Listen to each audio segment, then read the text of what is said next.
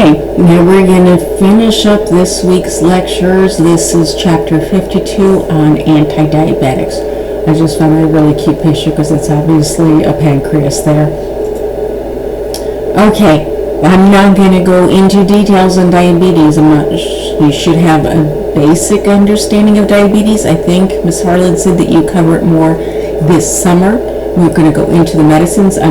Just put this in here so you can have an understanding of the medicines. Type 1 diabetes is the beta cells are destroyed. They are totally insulin deficient. They don't have a low insulin. They produce no insulin. So their beta cells are dead. Type 2 diabetes, it's an insulin resistance. Their body is resistant to the insulin. It is being secreted by the beta cells, but it's not able to enter the cells. There is a resistance. This little diagram can help you if you need further understanding. But over time, it does get worse, and eventually the beta cells get tired. Certain medications kind of kick the beta cells, get them to secrete more, and eventually the beta cells just stop working, don't work enough, and insulin will become involved at that point. There are some secondary, we just talked in the previous chapter on the corticosteroids, there's pancreatic diseases. This MODY is a fairly new thing, so mature onset diabetes of the young. They call it type 1 and type 2. Your texts still refer to insulin and non-insulin dependent. That is, they have not been called that for years. It's type 1 and type 2. And there's some literature coming out where they're actually talking about a type 1.5, but that's not confirmed yet. And then there's gestational diabetes that develops a type 2 diabetes that during pregnancy that resolves after pregnancy. So with your pancreas, with your beta cells, you need these insulin. I thought this was a really good picture because your insulin is your key for the glucose to enter the cell and be used. Insulin is needed so it can get inside the cell.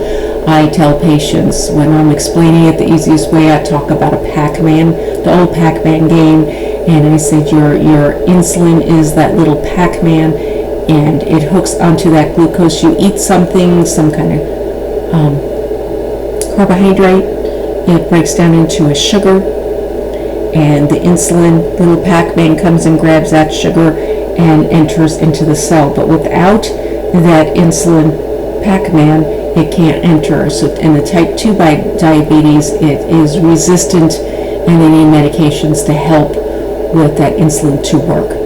This is a very busy picture over here. It just talks about insulin. I put it in here in case some of you might find it helpful. I'm going to go to the next slide. There are multiple types of insulin. I'm going to talk about that in a couple of slides from now. I think you've probably covered by now. I put it in here because I don't know what you have and haven't covered on the different places that insulin can be given. It is given subcutaneously. There is specific insulin syringes. There's the 50 unit and the 100 unit, two different syringes. So if you're going to give 5 or 10 units of insulin, you're going to use a 50 unit syringe. If you're going to give 30, 40 or more, you're probably going to use the 100 unit syringe. 100 unit syringe is capable of holding 1 cc. 50 unit syringe is capable of holding a half a cc. You may or may not have seen the insulin pens. This particular picture I found was a Novolog. But every type of insulin, especially the long-acting insulins, come in these pens, which is great because it has this little window where they dial in their dose, especially when you have this diabetic who's lost their vision or they're visually impaired, and very difficult to see those lines to pull up their insulin, or with arthritis and things, it can't manipulate the syringe. So this dial-in is great, and it even tells them how much they have left of each one. And there's a little needle that gets changed out. They put a new needle on with every injection. In case insulin hasn't been covered yet, clear before cloudy, clear before cloudy. So if you're mixing two different insulins, as you can see, regular insulin is clear and pH is cloudy.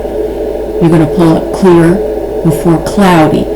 The reasoning behind that is the clear insulins are shorter acting, cloudy insulins are longer acting.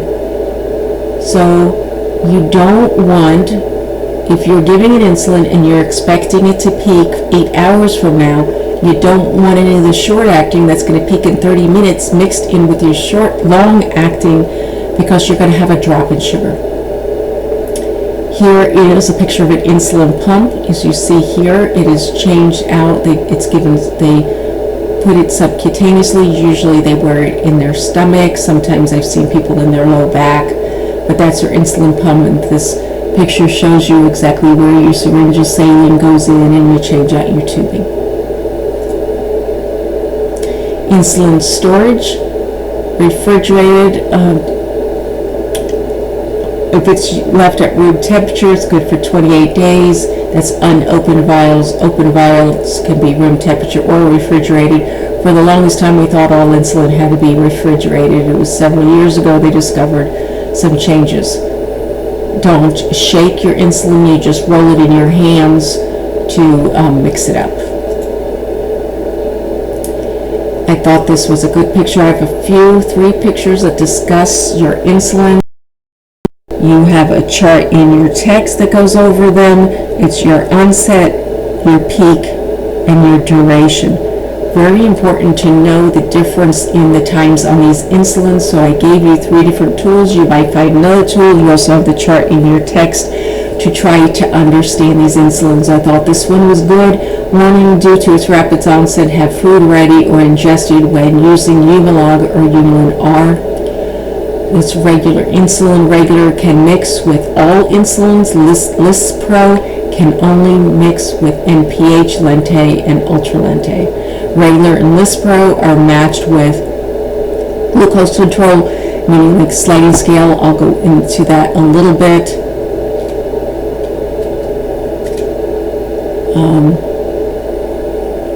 Self-monitor blood glucose is this SMBG.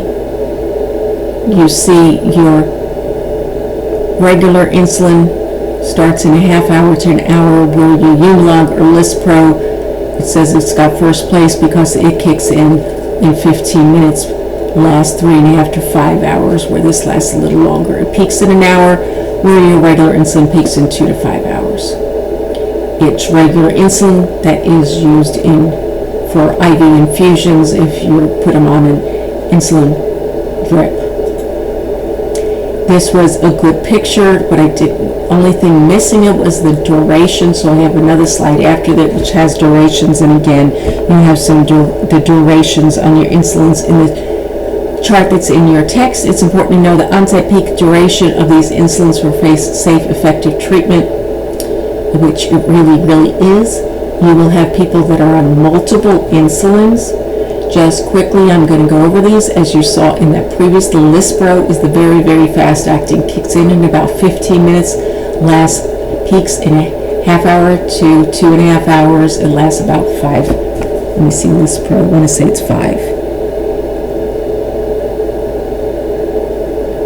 Duration 2 to 5 hours. Okay. Then you have your, let's see what that one says. Not sure what this says, but I think it might be, it doesn't look like it says aspart, but that would be the next insulin, is insulin aspart. And because it also has that rapid onset. Your regular insulin, which is considered a short-acting insulin, so your Lispro and your aspart are your rapid-acting.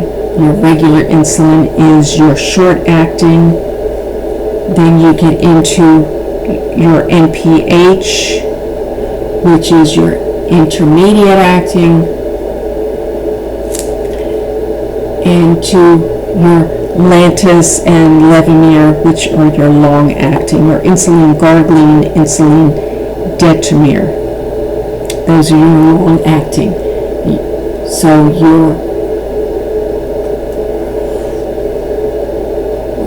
your NPH has a pretty long effect. Your long-lasting, intermediate acting, it lasts anywhere from 18 to 24 hours. Usually 18 is your duration, peak 6 to 12 hours.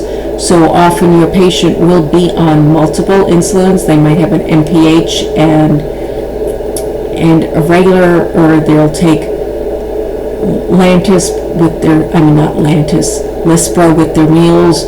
They'll mix a regular and an NPH so that this is peaking at their meal times, and this is kind of carrying through and peaking at dinner time. Then you have your Lantus, which does not have peaks. Gargline and Detamir, sorry, those are your long-acting insulins. They do not peak. Your Detamir lasts, it says 24 hours in the text. Actually, if you talk to the pharmaceuticals, it's about 22 hours, but it's considered, both considered 24-hour insulins. It doesn't have a peak. It's just a steady release of this insulin through a 24-hour period to help replace what your body can no longer do with that. Then combination insulins, you may be mixing them together, or you may have a patient who has it like Humulin 70/30, which is not in this picture. It might be in the next one. Let me see. This one doesn't show it either. But this is a pretty good picture. Yeah, you see here with your gargling. Detamir, 12 to 24 hours. I haven't seen it that short before. Usually it's longer. Anyway, sometimes there are insulins that are they mixed up. It's called a 70/30. 70% of it is an NPH or intermediate acting, and 30% is your regular insulin or short acting insulin. So if you see here, onset in a half hour to 1 hour, peaking at 3 hours, so you figure you take this 70/30 in the morning. So you have your NPH, which this and the regular are kicking in around breakfast. Say that's around 7 o'clock, 8, 9, 10. So as you're a couple hours after you eat, it's still kicking in and working on that. You hit lunchtime and your NPH is coming in, and you might be taking another dose, or maybe in the evening, but you could see that it just tapers out through to try to give you your 24-hour coverage. And this is just a picture I found for glucoses, because we're going to talk about hyper and hypo and talking about these, but how do you talk about them without referring to what is hypoglycemia, which is your 50 for fasting, 70 for like after meals. And of course you're going to have different level expectations and symptoms, being whether you are a diabetic or not. They have signs and symptoms in a chart table for your hypoglycemia and your diabetic ketoacidosis or hyperglycemia, and I'm going to go into those a little. Here is your diabetic ketoacidosis. This is your severe hyperglycemia, or often referred to as DKA. When the blood sugar they have cosmal respirations, they have a fruity taste, smell to their breath. To get like hypotensive, they become acidotic because the body your sugar is grossly elevated. So you have a lack of insulin or not enough insulin. So the sugar is sitting in your bloodstream, can't come into your cells to be used. Your body starts to break down muscles, proteins, everything it can, resulting in an acid. And that's why you go into an acidotic state. It's treated with lots and lots of fluids, hydration, insulin electrolyte replacement. So this is the person that is going to be put on an insulin drip. When I talked about the insulin, it's done in those injections. It can be in a pump. You can be on a long-acting insulin, plus also have a sliding scale that you do your sugars through the day, and you give a certain amount of insulin according to your glucose, or they can be according to your carbohydrate intake. Some patients have a calculation they have to do with their carbs and their glucose to figure out. So there's multiple ways, but this person would be on a continuous IV infusion of insulin. The only insulin that is given intravenously is regular insulin. Let me say that again, that is the only one that is given intravenously is regular insulin. All other insulins are given subcutaneously. They are not given any other route. Insulin it cannot be taken by mouth because it will be torn up by the GI tract and will not be absorbed. So it is only given subcutaneously. Okay, so the hydration and the insulin, and when it says electrolyte replacement, your potassium. Often you are monitoring the potassium at the same time because the potassium and insulin go opposite directions from each other. So as your sugars starts to, as your sugar comes down, your potassium is coming down. So they have a total correlation, so you're treating both. Now your hypoglycemia, I found this, I thought that was really good, using the word tired because you were grossly fatigued, TIRED for hypoglycemia. You have tachycardia, irritability, that's a typo, restless, excessive hunger, diaphoretic, cold and clammy, and need some candy. I've heard that one before. One of the things you may give is glucagon, which is an injection, sub-Q, IM, or IV. When the person is unable to remain conscious, glucagon is given sub-Q, IM, or IV. It's for emergency replacement. Thanks for the brain candy, but watch for nausea, vomiting, and hyperglycemia. The toxic effect can be hypokalemia. Yeah, okay. I thought I had it right before. I said they were reversed, and I questioned myself. It is. So as your sugar goes up, your potassium goes down. As your sugar comes back down on your insulin drip, your potassium's going up. So both are monitored. This drug is reconstituted from a powder. Do not use unless solution is clear. Brain candy cool. The brain uses more glucose than any other body system. That's why you get that fatigue, tired, confusion, because there's no glucose going to the brain and it cannot function. I put this in here because it is for hypoglycemia, but a different kind. It's not indicated for hypoglycemic reaction. It increases the blood sugar by inhibiting insulin release from the beta cells and stimulating release of epinephrine from the adrenal. It is strictly for this chronic hypoglycemia by condition called hyperinsulinism due to islet cell cancer or hyperplasia. It's often something that you will find in newborns, in children. That's all what pictures I found were all with a dropper because it's most common that you're going to find this in an infant or child. So diazoxide is that, and I'm not sure if it even covered it in your text, but that is something you need to know. So now we're going to get into the type 2 diabetes.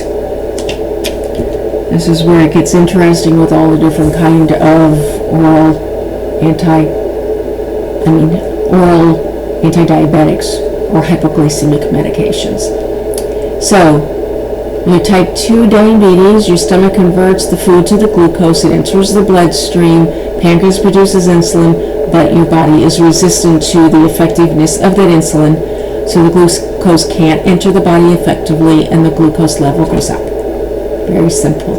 I thought this was a great picture on a typical risk factors for type 2 diabetes. And they do get recurrent infections, as they show you on here: polyuria, polydipsia, fasting blood sugar greater than 126.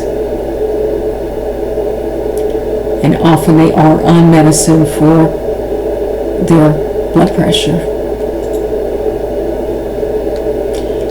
For them to go on an oral anti-diabetic, these are some criteria. It says at age 40, but unfortunately type 2 diabetes is on the rise, so this was from your text, but that's no longer a criteria. People much younger are on anti-diabetic oral medications.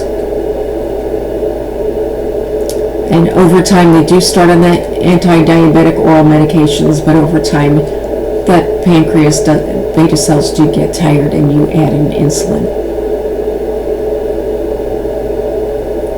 Now, underweight, because when they, Fasting blood glucose equal to or less than 200, because greater than that, you're looking at insulin's normal renal and hepatic function to be able to take these medicines, some more so than others. Okay, so the multiple oral diabetic medications, you have a huge table in your chart that goes over these. You definitely need to look over them. I'm going to go the best I can through this picture here. Sulfonylureas, those were the first generation, second generation. Those were the first drugs that came out in treating type 2 diabetes. They stimulate the pancreatic beta cells to secrete more insulin. That's what I was talking about on kicking the pancreas. So glipizide, let's see, the first generation,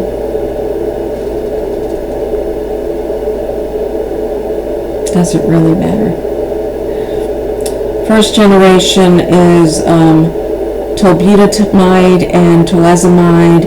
No, they're not really even used anymore. I'm just going to discuss the second generation because that's what you will be seeing used now. Glimepiride, which is here, glipizide, and I'm not even sure if your text has these other ones in here, but glipizide, glyburide, micronase, glimepiride, most of them have that glip sound in them. When you think of your sugars, that glip sounds for your sulfonylureas.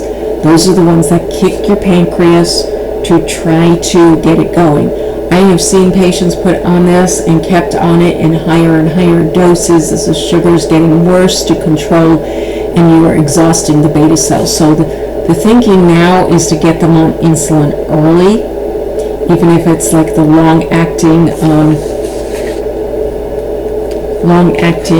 insulin.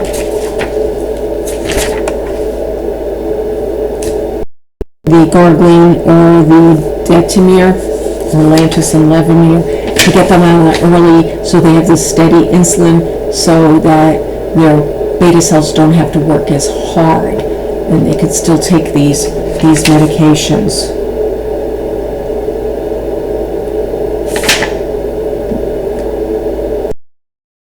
You'll notice on your glipizide, your duration is 10 to 24 hours. All of these are category C in pregnancy. Your glimepiride is a 5 to 9 hour duration. Any of these, more so on the glimepiride, can cause some GI distress. In glimepiride, I have had patients where they have drops in postprandial or after meal. Glucose is about an hour after meal, so that has to be watched for that. When you go to the non-sulfonylureas, which everything else is a non-sulfonylurea, bigunides over here, which is your metformin. On guidelines, protocols from the American Diabetic Association, metformin is your go-to. That is the medication that you are supposed to start them on. It's your prototype. Oh, glipizide is also a prototype in your text, and you will see people on glipizide. Metformin, 1 to 3 times a day. Usually the person's on it about twice a day. They start low and slowly increase it. They do initially get diarrhea with it. Sometimes they're going to have some severe cramping. This is again one of those medications like in your last unit where you need to be on it sometime 2 to 4 weeks for the diarrhea to resolve and the cramping to go away. A lot of people will stop it because they don't like the symptoms at first. I always started people on it once a day on a low dose. Let their body start to adjust to it after 2 or 3 weeks. Increase the dose or increase it to twice a day and keep going up like that. It has a lot of drug interactions, ACE inhibitors, and ARBs, calcium channel blockers, beta blockers, so procainamide, quinamide, all your cardiac drugs have a potential interaction. All of these can potentiate or worsen hypoglycemic effects when you're on metformin. You can not take your metformin if you're going to get an iodine contrast, so that's always, if you're sending a patient for a procedure that's going to CT scan or something that's going to have an injection, they always tell you it should be like on standing orders that you hold your metformin for 24 hours before they go for that. Monitor your liver function, and also, does it say it's contraindicating renal insufficiency? It should. Yes, hepatic or renal dysfunction, because again you're monitoring your liver enzymes because it's metabolized that way, and also if your renal function starts to go down, which it will do in diabetes, so you do watch it, and if you start to have a severe renal insufficiency, you can no longer be on metformin. Your next one,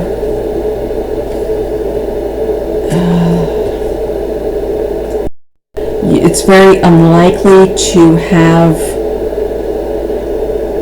hypoglycemic reactions to metformin. Very rare to have that. It decreases, what it does is it decreases the absorption of glucose from the small intestines. So it doesn't work directly on stimulating insulin secretion. It just helps the body from absorbing so much of the glucose.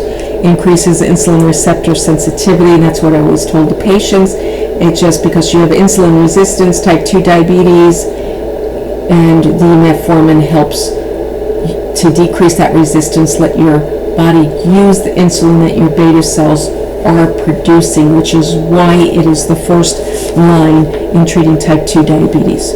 So now your alpha glucoside inhibitors, which I'm looking for on your list here. Here they are over here. And your Archibos is your only one. Oh, this has Migatol. I think your text only has the one. The way it works is inhibits the digestive enzyme in the small intestines responsible for the release of glucose from complex carbohydrates. So a little different than metformin, where the metformin decreases the absorption. This inhibits the enzyme that causes the release of the glucose from the carbohydrate in the diet.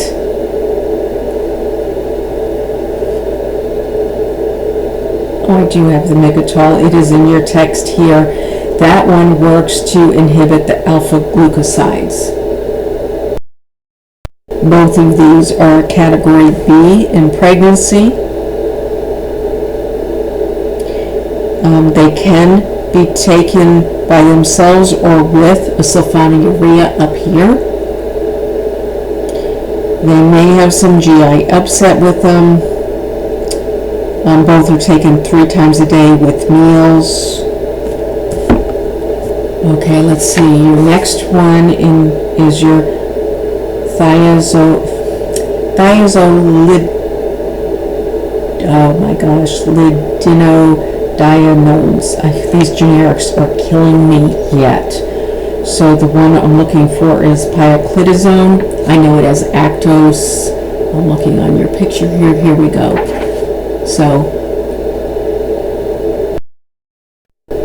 your pioglitazone, which I know is Actos, is given once a day for managing type 2 diabetes, improves glycemic control, and decreases the insulin resistance. It inhibits glucogenesis and increases sensitivity to the insulin, muscle, and fatty tissues. May be used in combination with sulfonylureas and insulin. And of course, you're going to monitor your liver enzymes. If it inhibits the glycogenesis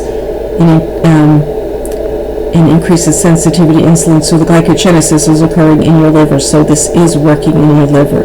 is contraindicating patients with symptomatic heart disease, and it's a pregnancy category C, duration 16 to 24 hours. That is why it is a once-a-day medicine. And that one is a TZD, or thiazolidinone, it was TZD.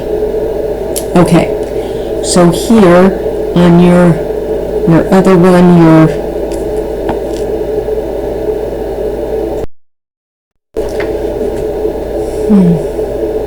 so another biguanide, like your metformin over here though, is your rosiglitazone. You've probably seen commercials for it as Avandia. It works a little differently. Again, it works in your hepatic glucose output, so you're going to monitor your liver enzymes with this also. Okay, we go on to Avandia. Let's see, which is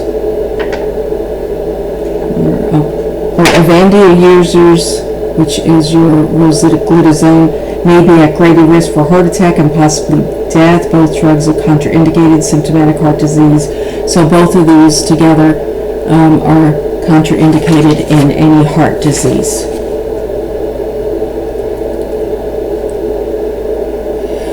Next class, I'm looking for it, are up in here. They're called your meglitimides. You have your repaglinidine and your nataglinidine. Then you have that glinidine ending and your meglitimides. So they all end in that nide in this class.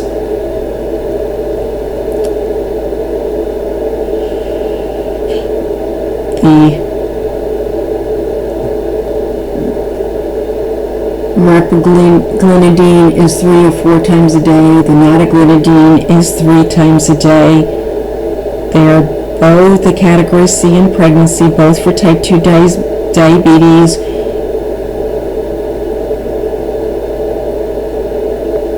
So your first one, your repaglinidine, and may be taken in combination with metformin, similar in action to the sulfonylureas, but not in structure, increases beta cell secretion of insulin.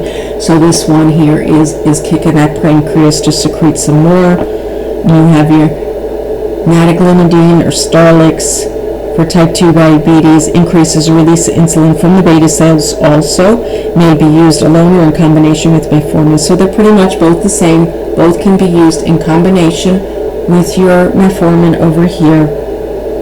One is three times a day, the other is 3 or 4. They're both category C, and they both kind of kick the pancreas to secrete some more. And I don't see them on this picture. You have your DPP-4 inhibitors, which are your sitagliptin, it has Januvia, or there's the sitagliptin combined with metformin is called Janumet. Saxagliptin,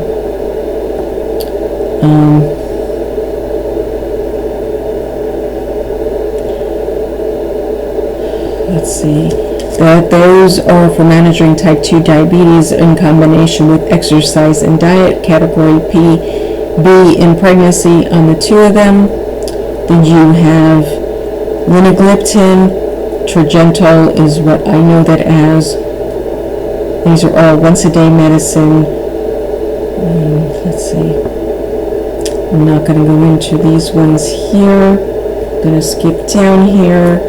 Okay, so now you have your kind of odd man out. I think I have it on your next slide. Hang on. I guess I did have some information written down. Just to get those 2 medications, sitagliptin and saxagliptin, increase the level of incretin hormones, increase insulin secretion, decrease glucagon secretion to reduce glucose production, used as an adjunct. Okay, and I mentioned that. Okay, so now we're just going to go here. These are other anti-diabetics. They're kind of the odd one out is what I call them. Exanidine is advertised as Byetta. liraglutide or Victoza. They're both great if they can be tolerated. The Exanidine, they both are injections subcutaneously. The Exanidine is given sub-Q twice a day within 60 minutes before the morning and evening meal, max of 20 in a day. And the Liraglutide or Victoza it's a once-a-day medicine. You start at this half a dose for the first week and then increase the dose. Both of them are for treating type 2 diabetes. The first one, Exanidine or Byetta, suppresses the glycogen secretion and may be given in the abdomen, arm, or thigh. Category C in pregnancy for both of them. The Liraglutide, monitor patient closely, may cause thyroid C-cell tumors. Interesting, I did not know that because it's a fairly new drug, Victoza. So both enhance your insulin secretion, increase beta cell responsiveness, suppress glucagon secretion, slow gastric emptying, reduce food intake. I know I had maybe 3 people I put on Byetta. 2 of them could not take it. The abdominal cramps and diarrhea were so significant. One that resolved after a week, and she did fine and actually had a great weight loss. I found both of these medicines were very good for the type 2 diabetic that is obese and trying to get all the lifestyle changes in place. And as we're doing that, this was helping bring their weight down, and we were able to get them to, they're still diabetic once they're diabetic, but we were able to get their levels significantly down. The last one we're going to talk about in this chart is an amylin analog called pramlidine. It can be used for interesting type 1 or type 2 diabetes. It's given before meals for managing type 1 and type 2 diabetes as adjunct, so that's in addition to them getting their insulin. Decreases post-meal glucagon and glucose, given sub-Q in abdomen and thigh immediately before each major meal. Never administer in the arm, as absorption is unpredictable, so it's only given in the abdomen and the thigh. It is a category C pregnancy, half-life 48 minutes. Interesting, I have not prescribed that. Suppresses, slows gastric emptying, modulates appetite by inducing satiety, making them feel satisfied. And just some little slides I slipped in here. This is for your, even though you're doing insulin or the pills or both, you're still doing lifestyle changes, monitoring, exercising for glucose management. I thought that was very cute. It's the only way we could get him to exercise. And this is another picture, somebody monitoring. He's not talking about the football game. He tested his blood sugar and is happy with the number, and they're showing 100 here. So that is the end for this week. That's why I put intermission until next week. So half of your section for your last exam in this class. These are your first 4 chapters, and I will post your next 4 chapters that should be covered for next week, and all 8 chapters will be on your test. And that is the end of this lecture.